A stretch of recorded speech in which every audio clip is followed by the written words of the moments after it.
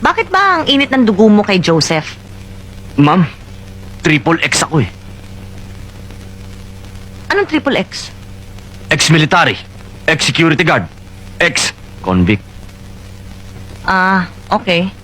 Mabuting maliwanag eh, baka hindi ko makarry. Ma'am, lahat ng klase ng tao, nakasama ko na si Bilibid.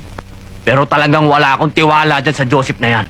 Pakiramdam ko, tuwing magkasama kayo, parang lagi may mangyayaring masama sa inyo. Eh paano pag nawala ka? Kawawa naman si JR. Teka muna, sandali lang. Parang nagguluhan ako dun ah. Ang pagkakaintindi ko kasi, ang alam ko, driver kita. Hindi kita asawa. Hindi kaya sobra naman ang pagmamalasakit na ginagawa mo para sa akin? Nagsiselos ka? Ma'am, hindi ho. Naku ma'am, huwag niyo na dagdagan pa ang kaso ko sa inyo. Mukha yatang sisisantin niyo na ako eh. Dahil pumalpak na naman ako sa inyo.